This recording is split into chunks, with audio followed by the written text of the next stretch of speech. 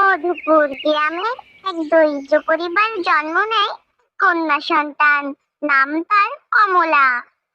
বাবাই তার নাম রেখেছিল কমলা। কমলার বাবা পেশায় ছিলেন কৃষক। খুবই কষ্ট করে তাদের দিন যেত।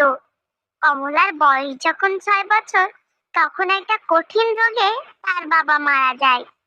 তখন থেকেই কমলার মা কমলাকে একা লালন পালন করেন।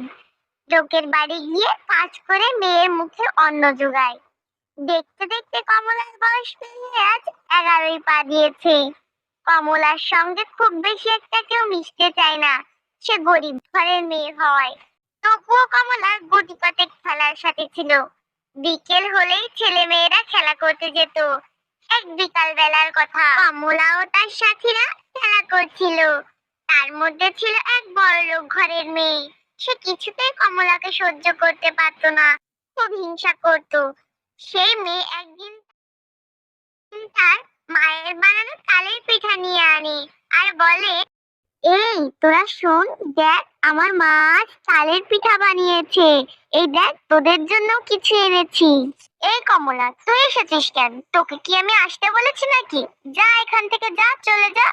তোকে আমি আমার মায়ের বানানো তালের পিঠা কিছুতেই দেবো না। কমলা সেখান থেকে মন খারাপ করে বাড়িতে চলে আসে আর তার মাকে সব কথা বলে।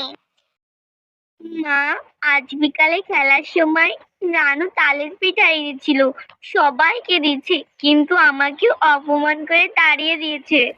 সোনা মা আমার, কষ্ট পাস না, দেখিস সব ঠিক হয়ে যাবে।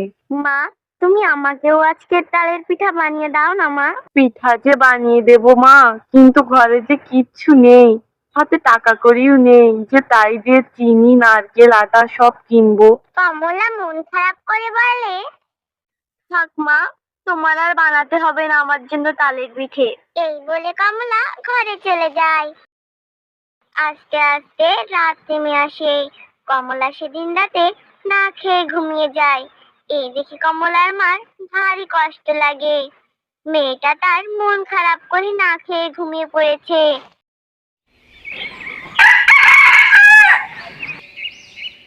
পরদিন সকালে ঘুম থেকে উঠে কমলার মা বলে, কমলা, ওঠ মা, ওঠ, সূর্য যে উঠে গেছে, আর বেলা করে ঘুমাস না, অত বেলা করে ঘুমাতে নেই, এবার ওঠ মা।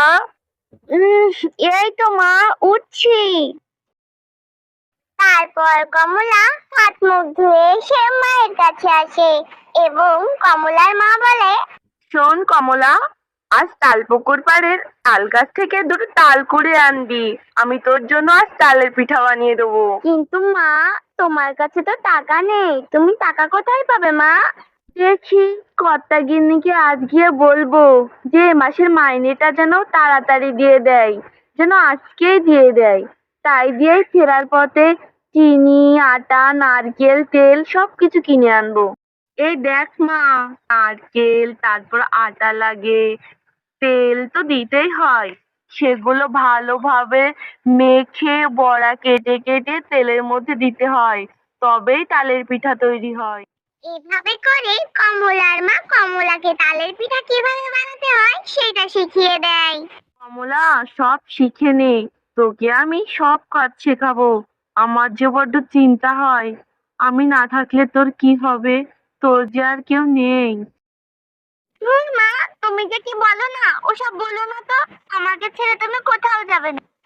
এসব কথা বলতে বলতে তাদের পিঠা বানানো শেষ হয়ে যায় এবং তারা মা মেয়ে ওই পিঠা খেয়ে রাতে ঘুমিয়ে পড়ে।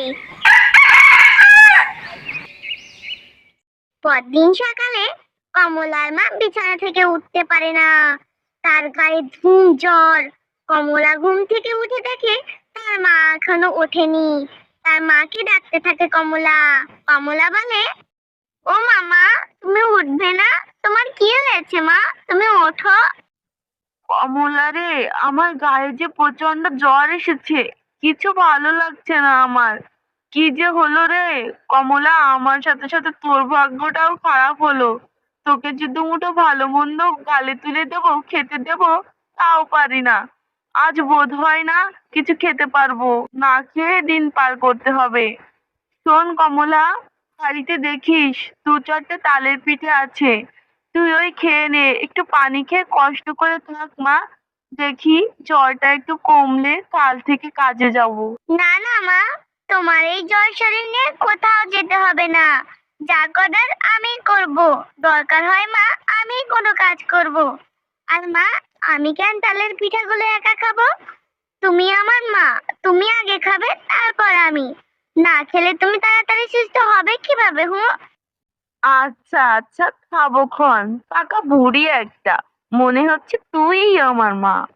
তারপর কমলা ভাবতে থাকে কি করা যায়, কি করে টাকা রোজগার করা যায়, আর মায়ের চিকিৎসা কিভাবে করা যায়। ভাবতে ভাবতে কমলার মাথায় বুদ্ধি আসে। সে আজ থেকে তালের পিঠা বানাবে এবং তাই নিয়ে গ্রামে গঞ্জে ঘুরে ঘুরে বিক্রি করবে। তারপর কমলা মাকে বলে, মা, আমি না একটা উপায় পেয়েছি রোজগার করার। তোমার আর কষ্ট করতে হবে না মা। আমি এবার থেকে তালের পিঠা বানিয়ে বিক্রি করব, দেখো এই দিয়ে আমাদের ভালোই চলে যাবে। তা ভালো বুদ্ধি রে কমলা, কিন্তু তুই তো ছোট মানুষ রে কমলা, পারবি তো? আমার যে বড্ড চিন্তা হয় তোরে নিয়ে। তুমি দেখো মা, আমি ঠিকই পারবো, অত চিন্তা করো না তো, আর কোনো কিন্তু কিন্তু করো না। আচ্ছা আচ্ছা, বেশ। এরপর কমলা আবারও তাল পুকুরের পাড় থেকে দুটা তাল কুড়িয়ে আনে এবং সেদিনের বেঁচে যাওয়া চিনি, নারকেল, আটা সব দিয়ে তালের পিঠা বানাতে শুরু করে। কমলার মা পাশ থেকে কমলাকে বলে দেয় কি কি করতে হবে। কমলা সেই অনুযায়ী পিঠে তৈরি করে। দেখো মা, পিঠাগুলো কত সুন্দর হয়েছে। এগুলো খেয়ে মানুষের নিশ্চয় ভালো লাগবে। হ্যাঁ মা, তা লাগবে। এরপর কমলা পিঠাগুলো একটা পাত্রে নিয়ে একটা ঝুড়িতে করে মাথায় উঠিয়ে নেয় এবং সেগুলো গ্রামে গঞ্জে বিক্রির জন্য বেরিয়ে পড়ে। সাবধানে যাস মা, আর তাড়াতাড়ি বাড়ি ফিরে আসবি। এরপর কমলার মা মনে মনে বলে, হে আল্লাহ, আজ আমার অবুঝ মেয়েটি একটা কাজে বেরিয়েছে, তুমি ওকে সফল করো আল্লাহ। এরপর কমলা হাঁটতে হাঁটতে চলে আসে অনেক দূরে। সে ঘুরে ঘুরে যেতে যেতে এক গাছতলায় দেখা হয় এক বুড়ো বাবার সঙ্গে। বুড়ো বাবাটি না খেয়ে পড়ে আছে। সে ক্ষুধার জঠর জ্বালায় কাতর হয়ে পড়েছে। আমাকে কেউ সাহায্য করো, কিছু খাবার দাও আমাকে। আজ 3 দিন ধরে কিচ্ছু খাই না। আমাকে কেউ সাহায্য করো, কিছু খাবার দাও আমাকে। বুড়ো বাবা এসব কথা শুনে কমলা এগিয়ে যায় লক্ষ্মীর কাছে আর বলে, কি হয়েছে বুড়ো বাবা তোমার? তোমার বুঝি অনেক খিদে পেয়েছে? আরে মা, খুব খিদে পেয়েছে। খিদের চোটে এবার বুঝি মরেই যাবো না খেতে। বুড়ো বাবা, তুমি চিন্তা করো না। এই দেখো আমার কাছে আছে তালের পিঠা। তুমি এগুলো খেয়ে পানি খেও, এই নাও। সত্যি মা, তুই আমাকে খাবার দিবি? হ্যাঁ বাবা, এই নাও, এগুলো তুমি খাও। এই বলে কমলা বুড়ো বাবাকে কিছু পিঠা খেতে দেয়। বেঁচে থাকো মা, আল্লাহ তোমার মঙ্গল করুক। তুমি যেন অনেক বড় হও। এরপর কমলা সেখান থেকে উঠে আবার হাঁটা শুরু করে এবং বিক্রির উদ্দেশ্যে ঘুরে ঘুরে বেড়ায় আর বলে, পিঠা কিনবে পিঠা, মজার মজার পিঠা, তালের পিঠা, কমলার বিশেষ তৈরি তালের পিঠা। কমলার এমন হাঁটাহাঁটিতে কয়েক লোক জড়ো হয়ে যায় এবং একটা লোক বলে, কি মা, এতে তালের পিঠা বুঝি? হ্যাঁ চাচা, খাবেন বুঝি? ইস, কতদিন হয়ে গেল তালের পিঠা খাও না। দাও দেখি কখানা, খেয়ে দেখি কেমন। এই নিন চাচা। এভাবে অনেক লোক কমলার কাছ থেকে পিঠা কেনে। কমলা এরপর থেকে আরো দূর দূরান্তে যেতে থাকে পিঠা বিক্রির জন্য। কমলার ভালোই রোজগার পাতি হয় এবং এই দিয়ে সে মায়ের জন্য ঔষধ কেনে, কিছু খাবার জিনিসপত্র কিনে নিয়ে বাড়ি ফেরে এবং মাকে বলে, দেখো মা, তোমার মেয়ে আজ কত কিছু কিনে এনেছে। জানো, আজ না ভালোই বিক্রি হয়েছে আর লোকে খেয়ে খুব প্রশংসা করেছে। তাহলে তো ভালো রে মা, আল্লাহ আমাদের দেখে মুখ তুলে চেয়েছে। তারপর কমলা আর কমলার মা কমলার আনা জিনিসপত্র দিয়ে রান্না বান্না করে খেয়ে শুয়ে পড়ে। এরপর থেকে কমলা আরো দূরে দূরে যেতে থাকে পিঠা বিক্রির জন্য। এভাবে কমলা প্রতিদিন পিঠা বিক্রি করে অনেক অনেক লাভ করতে থাকে। একদিন সব পিঠা বিক্রি করে বাড়ি ফিরতে ফিরতে একটু দেরি হয়ে যায়। চারদিকে অন্ধকার নেমে আসে। এদিকে বাড়িতে কমলার মাও চিন্তা করছে। ছোট্ট মেয়ে কমলার ভয়ও খুব করছে একা একা অন্ধকার পথে যেতে। কোথা থেকে একটা চলেছে হঠাৎ করে কমলাকে পাকড়াও করে। এই মেয়ে, তোর কাছে যা কিছু আছে সব বের কর কিন্তু। আমার কাছে কিচ্ছু নেই, তুমি আমাকে ছেড়ে দাও। ভালোভাবে কথা বলছে বলে কানে যাচ্ছে না? দেবো এক ঘা, তখন বুঝবি মজা কত। টাকা কড়ি সব বের কর বলছি। আমি জানি তোর কাছে অনেক টাকা আছে, তুই পিঠা বিক্রি করিস, তোর বিক্রি বাটাও ভালো। এখন ভালোই ভালোই টাকা ফেল। এমন ভাবে কমলাকে ভয় দেখাতে ছোট্ট মেয়ে কমলা ভয় পেয়ে যায়। তারপর কমলা আজকের রোজগারের সব টাকা দিয়ে দেয়। তারপর চোরটা কমলাকে ছেড়ে দেয়। কমলা তাড়াতাড়ি করে বাড়ি ফিরে আসে। কি রে মা, তোকে আজ এমন দেখাচ্ছে কেন? এমন ভয় পেয়ে আছিস কেন? আর এত ফিরতে দেরি হলো যে আজ? এরপর কমলা সব ঘটনা খুলে বলে।